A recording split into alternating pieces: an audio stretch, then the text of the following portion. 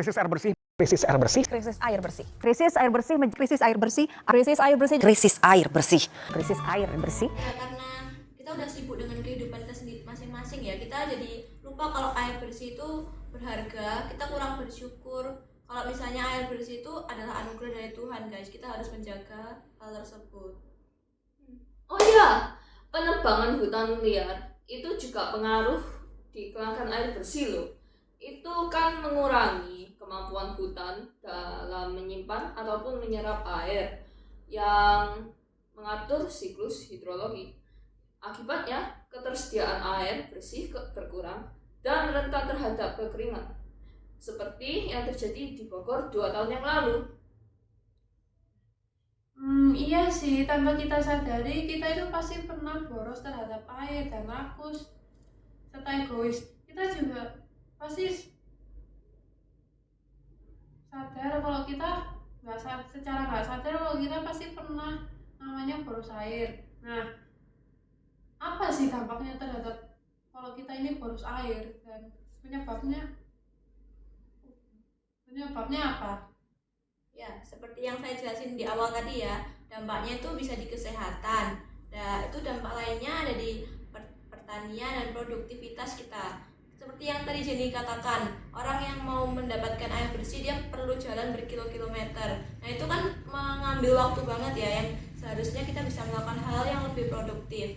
Misalnya kita bisa belajar atau mempelajari skill-skill baru. Nah, tapi karena kurangnya air bersih ini, kita menggunakan waktu kita hanya untuk mendapatkan air bersih. Jadi itu dampaknya sangat berpengaruh sih buat kehidupan kita.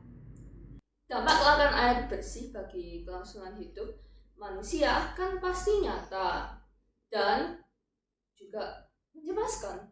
Itu kan masalah ini gak seberapa bisa diabaikan lagi, melainkan harus menjadi perhatian utama kita.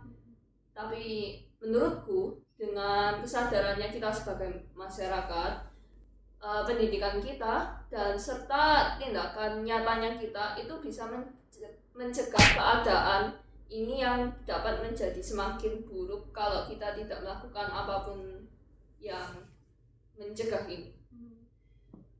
Bener banget sih, karena air ini bisa memberi dampak buruk bagi kita.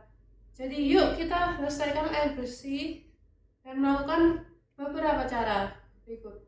Ya, cara itu bisa kita lakukan di kehidupan kita sehari-hari. Contoh simpelnya aja, kita bisa membiasakan untuk membuang sampah pada tempatnya, menggunakan air dengan bijak.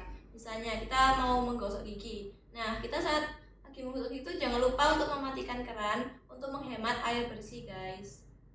Kita juga bisa dapat melakukan reboisasi dan pengelolaan hutan agar sudah jelas lebih banyak pohon toh. Lebih banyak pohon ini akan membantu menyerap air hujan yang bukan hanya juga merendahkan kejadiannya banjir, bukan hanya juga agar pohon-pohon itu bisa membantu filtrasi karbon dioksida, tapi juga sebenarnya jika kita ngebor pohon dengan tidak liar obviously, itu kita bisa mengambil air itu dan menggunakan air itu untuk hal-hal yang kita lakukan untuk sehari-hari.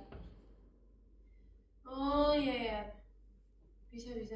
Jadi kita bisa menggunakan kedua cara ini dari Ulin maupun Vivian. Juga bisa dapat melakukan reboisasi. Tapi yang menjadi poin penting dari sini yaitu kita harus melestarikan air bersih ini. Sebenarnya kita bisa melestarikan ini dengan sesuai kemampuan kita, dengan sesuai keinginan kita sendiri. Dimana kita harus mau dan mengharuskan untuk melawan rasa rakus, egois, serta untuk mau boros air. Jadi yuk kita jaga masa depan dengan melestarikan air bersih.